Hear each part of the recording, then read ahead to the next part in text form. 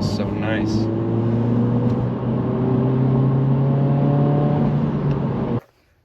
All right, guys. All right, guys. All right, guys. All right, guys. All right, guys. All right, guys. Here we are with the 2025 Honda Civic Si.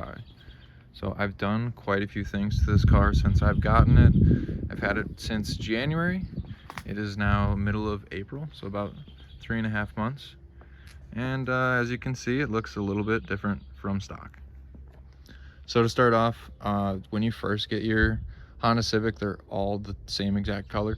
So I immediately did the black accents. You can see the handles.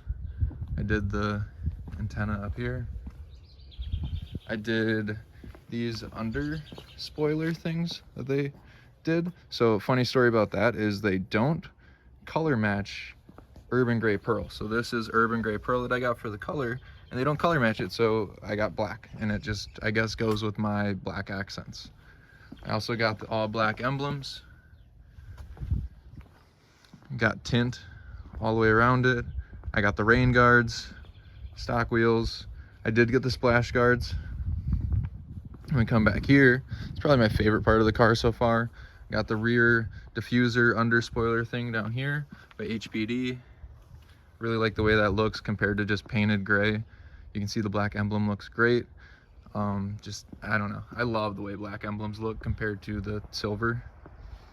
And then the taillights. I also just made a video on these taillights and the reflectors.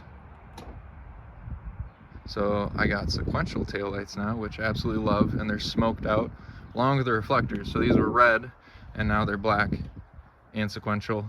They work as my brake lights as well, so it's an extra brake light and turn signal. And that's about everything to the outside that I can think of at the moment. Don't think there was anything else yet, but we might add something else. I can't really think of anything. The only thing that I have considered adding is going to be my front license plate shifting over to the side. So that will be coming at some point, but otherwise for appearance, I think I might be pretty much done with the car. It looks really good to me. So let me know what you guys think about it. And then let's get to the interior. Actually, gotta look under the hood.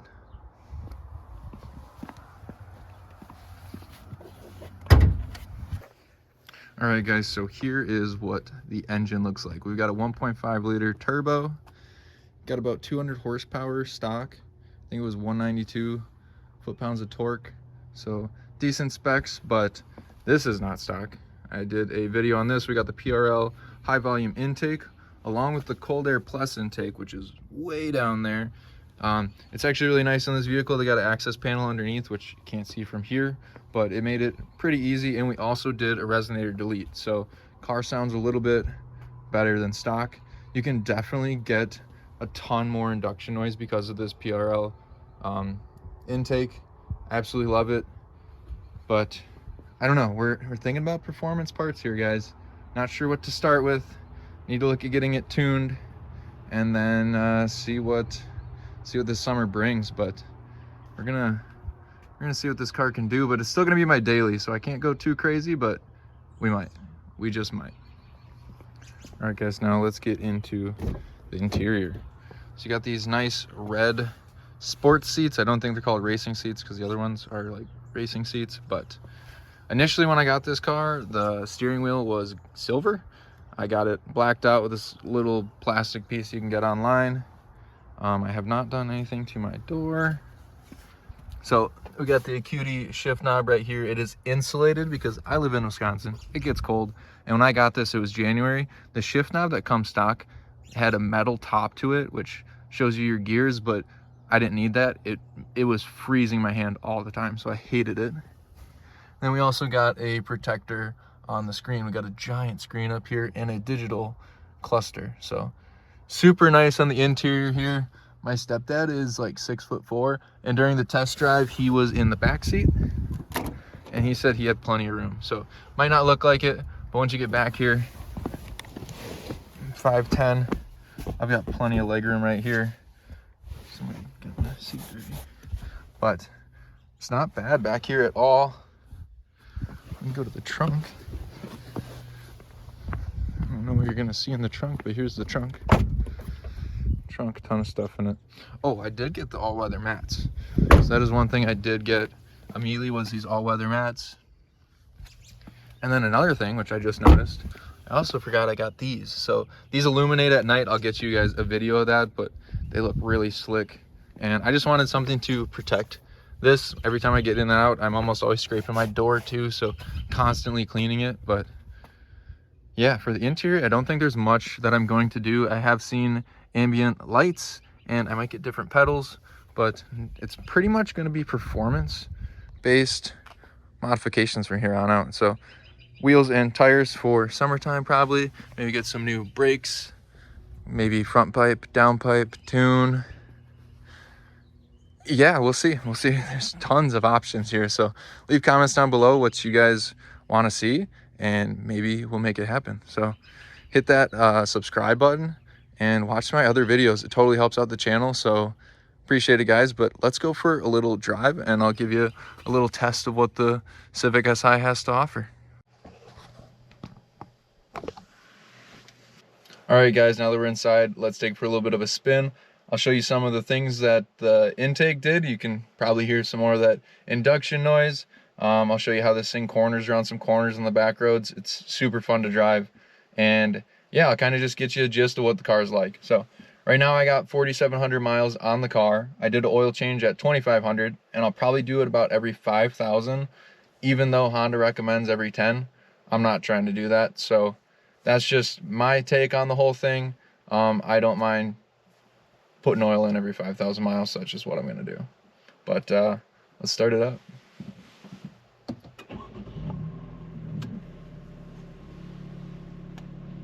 All right, guys, so I haven't drove a newer stick shift car until having this car. So there's a few changes that they've made since I've had my 2010 Cobalt that was stick shift about 4 or 5 years ago. So something that's new is they have an electronic e-brake, so you don't get to crank the e-brake like you're used to, which I don't know how I feel about that. I'm kind of missing the nostalgic vibes of cranking the e-brake. But we've also got an option for brake hold. So what this is when I'm on a hill, and say I'm at a stoplight, I'm stuck behind 3-4 cars, I'm on a hill, and I'm kind of nervous, like, oh no, I gotta do the whole pull the clutch while I'm giving it gas and holding the brake. So you're doing the whole 3-pedal thing. So this gets rid of that. Like, I'm pulling up this stoplight right now, I'm in neutral, I hold the brake.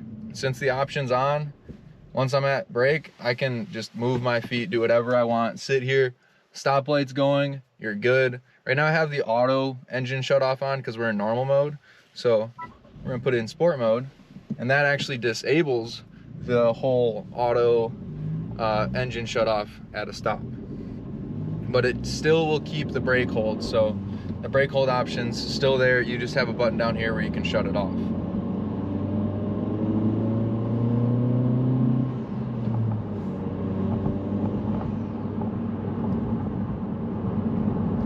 This handle's so nice.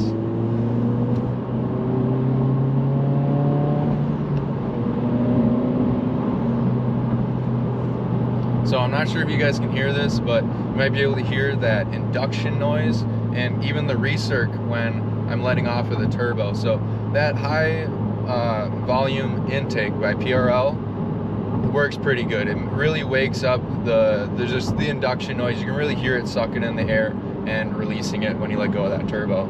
So I've really enjoyed that, and I'm not sure how much the cold air induction or the cold air duct actually enhances it, but I enjoyed the process, and I think that in my mind it helps, so I like it. One thing that I don't like about this car in sport mode is it has a fake speaker.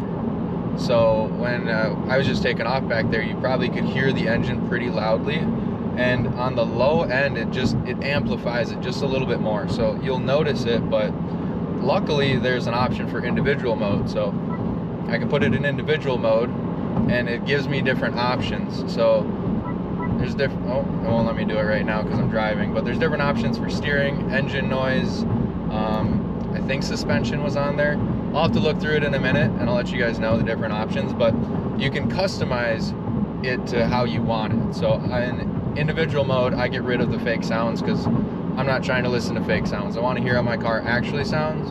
But if you have a date and she doesn't know a whole lot and you want to impress her, you put it in sport mode and you just don't tell her, because it sounds good. So I drove the car for my test drive in sport mode, and it's one of the main reasons why I wanted the car initially, because I was like, that thing sounds good. Like, it sounds phenomenal. But put it in an individual mode and it was gone. But we got through the whole 1,000-mile break-in cycle, had a little fun with her, and now I've been driving her pretty mild. So when I first drove the car, and take it that this was in January, February, so it was cold out, I was getting like 31 miles to the gallon, but I was also driving a little bit faster than I have been lately. Since my oil change, it's been 2,100 miles, and I'm getting about 33.5 miles to the gallon. So you can really get some good gas mileage in this car if you don't have too much fun, but you can still have fun, because I tell you, I still drive crazy. Not that I don't. But I'm still getting 33.5 miles to the gallon right now, and I know once it warms up, I'll probably get a little bit better. So this car has just been a whole lot of fun for me to drive, a whole lot of fun for my wallet, because although it did cost me $31.5, I got them down to 31, and then I had to pay all my taxes and all the other crap. But got the car for 31, and I get double the gas mileage I got in my V8 Colorado. So I'm pretty happy. This is gonna be my commuter car for a while, and if we get some extra money, we get the channel going, we'll probably look at some more upgrades. I mean, I really enjoy the car right now, but with a tune, with the tune, she'd be real nice. So there are a few options on the digital cluster that we can look at. I'll try and get you a better video when I'm not driving. One of them is G-forces, so when you go around a corner, you can see how many G-forces you are kind of pushing to the side, or if you're taking off, you can pay attention to that too. Another thing I like is throttle percentage and brake PSI, so it shows you how much pressure you're putting on the pedal for the brakes and how much gas you're actually giving the throttle. But my favorite is the PSI gauge, and this is kind of what I was getting to. Is I've seen some tunes out there for 18, 20, and 23 PSI. The most I've seen my car get to, and it's been recently because it's been a little bit warmer, has been 18 PSI. So I would love to see a tune at 23 PSI and see how my car actually responds to it, because I know that I would respond pretty heavily. So we'll see. I've been waiting to see what tune I want to get. I've seen K-tuners and Honda. So if you have any experience with either of those tuners, please leave a comment down below. Let me know which one you actually prefer or have had a good or bad experience with, because I'm not trying to really mess up my only car at the moment, and I'd like to enjoy a good, nice tune that I have different options for. So I've seen Honda, and that's the one I'm kind of leaning towards right now. They have different options, so I can say I put an intake in, resonator delete, whether I put an exhaust on it or not. I'd like to be able to fill out all those options and have a proper tune for my car, because I don't know somebody I can designate my car to and be like, hey, I have a 25 Honda Civic Si. Can you please update my tune for me? I don't have that capabilities right now. So let me know in the comments down below if you've had any experience with them, so I can get a tune, because I would love that.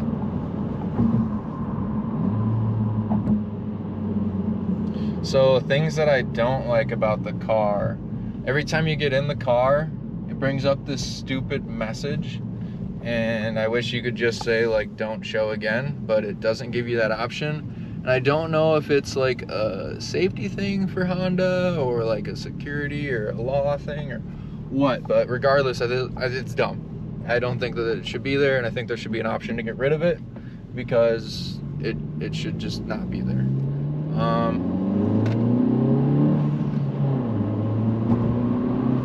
A lot of people complain about the rev hang, and I will also complain about the rev hang. It does have crazy amount of rev hang when you're trying to get on it and have fun, but once we find out a proper way to tune the car, we can get rid of that, hopefully, or at least get a little bit better. shifting between first and second is sometimes pretty difficult. There's a tight window there. I've heard a lot of other people say that once you get it tuned, first, second, and third, or you can smooth them out a little bit better with a nice tune. So I would be interested to see how that would also affect my driving. So I've done a draggy video in this, which a draggy video, well, actually I didn't do a draggy video. I made a draggy video with Alec, and that's just doing like a quarter-mile test. My 0 to 60 was pretty dang slow, like 7 something. So I'd like to see how fast we can get the car from stock, because stock was pretty disappointing. I've seen people also on YouTube running 7 something, and I think they advertise like a 6.6. So I'm trying to figure out who is driving those cars, because in stock it's not possible. I mean, maybe it is. I'm not a freaking race car driver. My name might be Dale, but doesn't mean I know how to drive stick as good as some people. But I'm not seeing 6.6 out of this car stock. So with a tune, I see 6.6, maybe even a little bit better. And I'd like to find out. So let's get on the tune. That's all I'm saying this entire time, is let's get on the tune. Let's see what happens, because I'll make a video for you guys, and then if you guys want the tune, you can get it as well.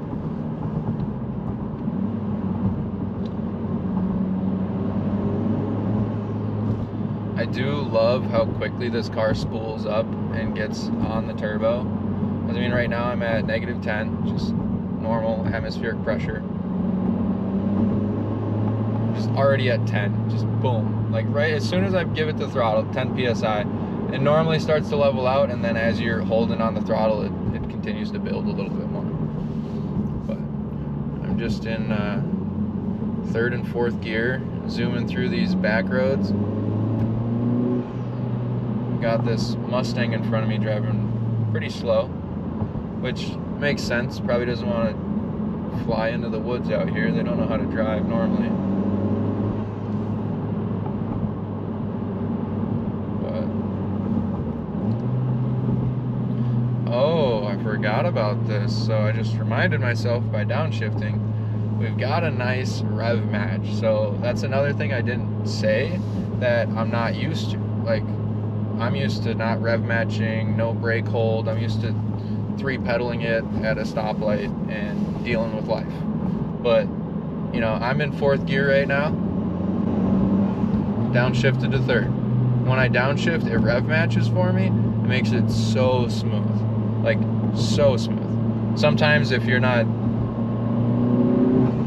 the best with your shifts, it might not be the smoothest, but I haven't really had a problem with the rev match. It treats me pretty well and makes me feel like an even better driver. So driving stick shift in 2025 has been pretty easy, and I wouldn't mind getting an older stick shift car to relive those memories, but for now, this is what we got.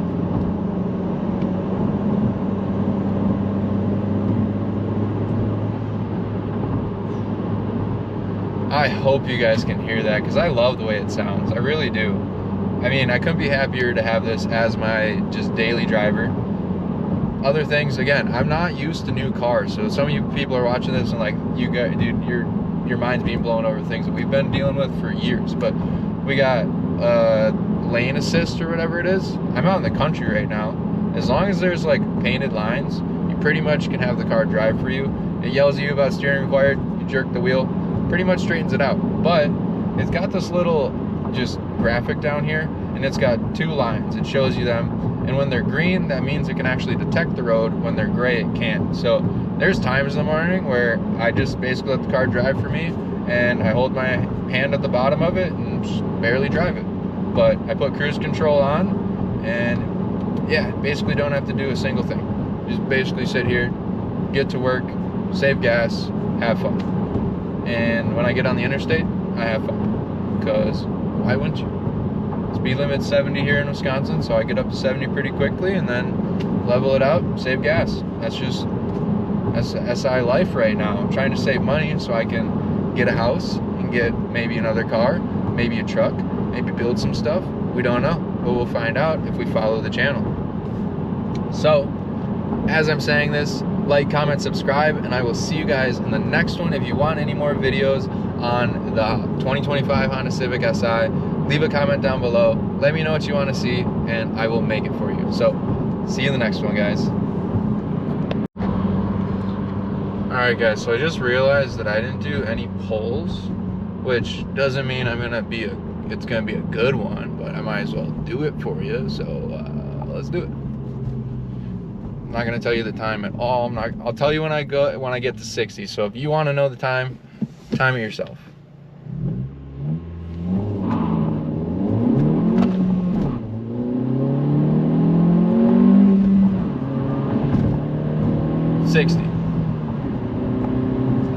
There you go.